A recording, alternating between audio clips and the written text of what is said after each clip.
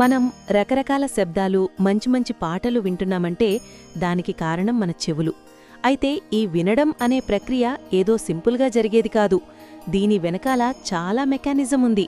అసలు మన చెవిలోని భాగాల గురించి, అవి పనిచేసే తీరు గురించి తెలుసుకుంటే ఆశ్చర్యపోక తప్పదు.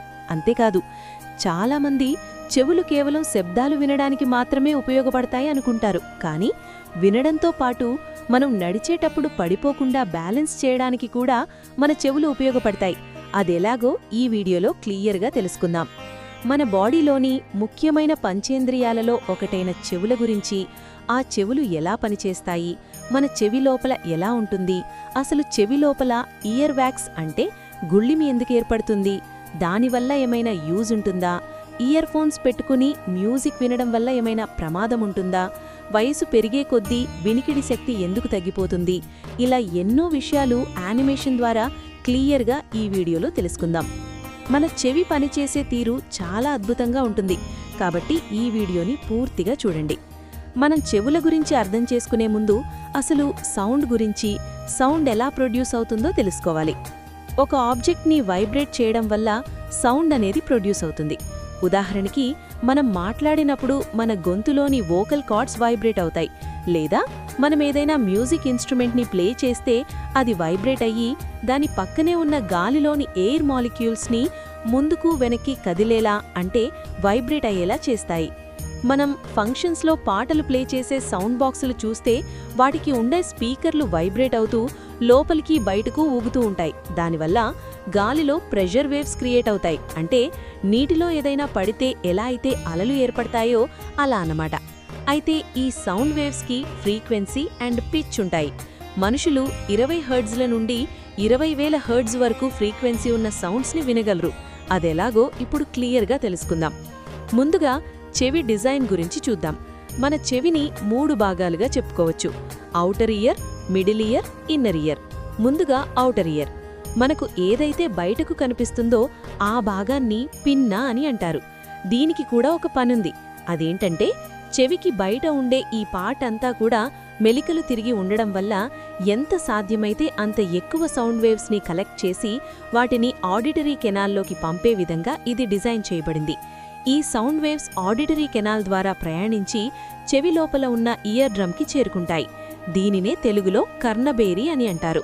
ఈ కర్ణబేరి అనేది చాలా పలుచుగా ఉండే ఒక సెమీ ట్రాన్స్పరెంట్ పొరలాంటిది. ఇది సుమారుగా 1 సెంటీమీటర్ సైజులో ఉంటుంది. ఇది చాలా సెన్సిటివ్గా ఉంటుంది.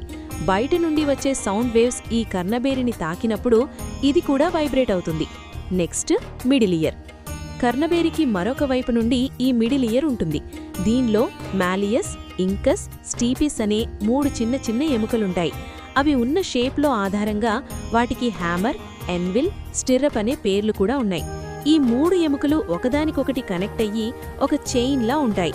మన శరీరం మొత్తంలో అతి చిన్న ఎముక ఈ స్టిర్రప్ లేదా స్టీపిస్ బోన్. ఇది సుమారుగా ఒక బియ్యం గింజ కన్నా చిన్నగా ఉంటుంది. Next, inner ear.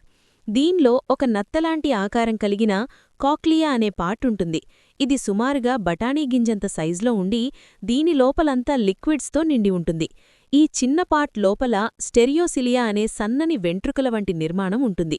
దీనిలో ఇలాంటివి సుమారుగా 30,000 హెయిర్ సెల్స్ ఉంటాయి. మనం ముందు చెప్పుకున్న చిన్న చిన్న ఎముకలు ఒక చైన్లా ఏర్పడి ఒకవైపు కర్ణబేరికి కనెక్ట్ అయి ఉండి మరొకవైపు ఇన్నర్ ఇయర్లోని కాక్లియాకి కనెక్ట్ అయి ఉంటుంది. ఇక్కడితో మన చెవి యొక్క నిర్మాణం ఎలా ఉంటుందో అర్థమైంది కదా. ఇప్పుడు చెవి ఎలా పనిచేస్తుందో చూద్దాం. ముందుగా బయట నుండి వచ్చిన సౌండ్ వేవ్స్ కర్ణబేరిని తాకినప్పుడు కర్ణబేరి వైబ్రేట్ అవ్వడం వల్ల దానికి మరొక వైపు కనెక్ట్ అయ్యున్న చిన్న చిన్న బోన్స్ కూడా వైబ్రేట్ అవుతాయి.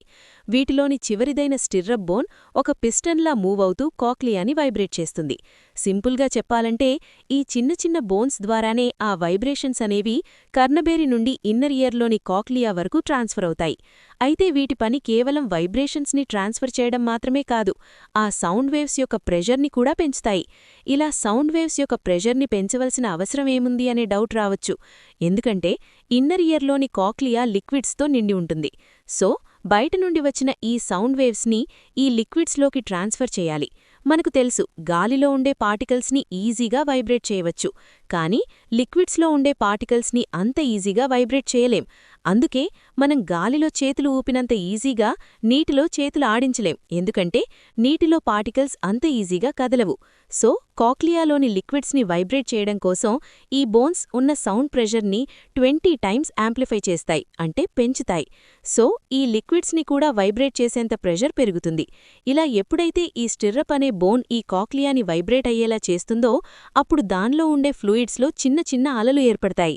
ఈ అలల వలన మనం ముందు చెప్పుకున్నాం కదా వెంట్రుకల వంటి హెయిర్ సెల్స్ ఉంటాయని, అవి కదులుతాయి. ఇవి సెన్సార్స్ లాంటివి. అవి కదిలినప్పుడు ఈ మూవ్మెంట్స్ని ఎలక్ట్రికల్ సిగ్నల్స్గా మారుస్తాయి. అంటే ఈ కాక్లియా అనేది సౌండ్ యొక్క మెకానికల్ ఎనర్జీని ఎలక్ట్రికల్ సిగ్నల్స్గా మారుస్తుంది. ఈ ఎలక్ట్రికల్ సిగ్నల్స్ అనేవి ఆడిటరీ నర్వ్ ద్వారా మెదడుకు చేరుకుంటాయి. అప్పుడు బ్రెయిన్ ఈ ఎలక్ట్రికల్ సిగ్నల్స్ని ప్రాసెస్ చేసి ఆ సౌండ్స్ని మనం అర్థం చేసుకునే విధంగా మారుస్తుంది. ఈ విధంగా మనం చాలా సింపుల్గా అన్ని రకాల సౌండ్స్ని వినేస్తున్నాం అనుకుంటాం, కానీ దాని వెనక ఇంత మెకానిజం ఉంది, ఇంత ప్రాసెస్ జరుగుతుంది. బయట నుండి వచ్చే సౌండ్స్ని మనం అర్థం చేసుకునే విధంగా మార్చడం మాత్రమే కాదు, బ్రెయిన్ చేయవలసిన మరొక పని ఉంది. అదేంటంటే సౌండ్ ఎటువైపు నుండి వస్తుందో గుర్తించడం. సడన్గా వచ్చే ప్రమాదాల నుండి అలర్ట్గా ఉండాలంటే సౌండ్ ఎటువైపు నుండి వస్తుందో తెలుసుకోవడం చాలా ముఖ్యం. మనకు 2 చెవులు ఉండడం వల్ల సౌండ్ ఎటువైపు నుండి వస్తుందనేది మన బ్రెయిన్ పసికడుతుంది. ఒకవేళ సౌండ్ అనేది మన ముందు నుండే వస్తుంటే 2 చెవులకి సౌండ్ ఒకే సమయంలో చేరుకుంటుంది. అలాగే 2 చెవులలో సౌండ్ ఇంటెన్సిటీ ఒకేలా ఉంటుంది. ఒకవేళ ఎడమవైపు నుండి సౌండ్ వస్తుందనుకుందాం. అప్పుడు సౌండ్ ముందుగా ఎడమవైపు ఉన్న చెవికి చేరుకొని కొన్ని మైక్రోసెకండ్స్ల గ్యాప్లో కుడి చెవికి చేరుకుంటుంది.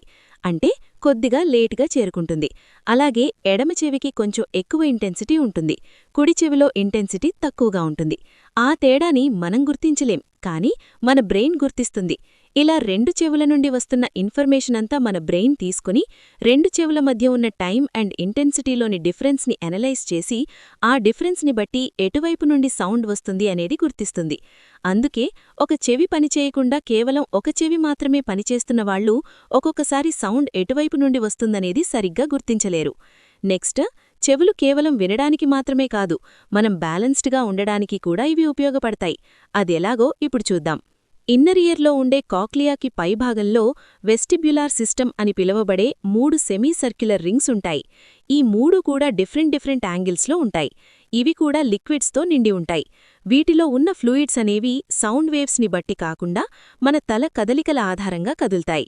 ఈ ఫ్లూయిడ్స్ కదిలినప్పుడు వీటిలో లోపల ఉండే హెయిర్ సెల్స్ కూడా కదులుతాయి.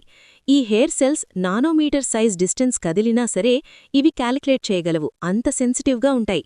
ఇలా ఈ హెయిర్ సెల్స్లో కదలికల వల్ల వచ్చే వైబ్రేషన్స్ని ఎలక్ట్రికల్ సిగ్నల్స్గా మార్చి మెదడుకు పంపిస్తాయి. ఇలా వెస్టిబ్యులార్ సిస్టమ్ నుండి వచ్చే సిగ్నల్స్ ఆధారంగా బ్రెయిన్ మన పొజిషన్ని అంచనా వేసుకుంటుంది. సో ఈ విధంగా మనం బ్యాలెన్స్డ్గా ఉండడానికి చెవులు హెల్ప్ చేస్తాయి. నెక్స్ట్, చెవికి సంబంధించి చెవిలో ఉండే ఇయర్ వ్యాక్స్ అంటే గులిమి గురించి మనకు కొన్ని సందేహాలుంటాయి. గులిమి ఎందుకు ఏర్పడుతుంది, దానిని మనం క్లీన్ చేయవచ్చా, అసలు దానివల్ల ఏమైనా యూజ్ ఉందా అని వాటి గురించి ఇప్పుడు చూద్దాం. చెవికి ఔటర్ ఇయర్లో ఉండే ఆడిటరీ కెనాల్లో చిన్న చిన్న వెంట్రుకలుంటాయి. అలాగే ఆడిటరీ కెనాల్కి లోపలివైపు సెరిమినస్ గ్లాండ్స్ ఉంటాయి. ఈ గ్లాండ్స్ నుండి సెరిమిన్ అనే ఆయిల్ వంటి పదార్థం రిలీజ్ అవుతుంది. ఈ ఆయిల్ చెమట, డెడ్ స్కిన్ సెల్స్, దుమ్ము ఇవన్నీ కలిపి ఇయర్ వ్యాక్స్గా మారుతుంది. దీనినే తెలుగులో గుళిమి అంటారు. ఇది జిగురుగా ఉంటుంది. అలాగే దీనికి యాంటీఫంగల్, యాంటీబ్యాక్టీరియల్ ప్రాపర్టీస్ ఉంటాయి. దీనివలన బయట నుండి వచ్చే దుమ్ము, సూక్ష్మజీవులు వంటివి లోపలికి వెళ్లకుండా దీనికి అతుక్కుని ఆగిపోతాయి.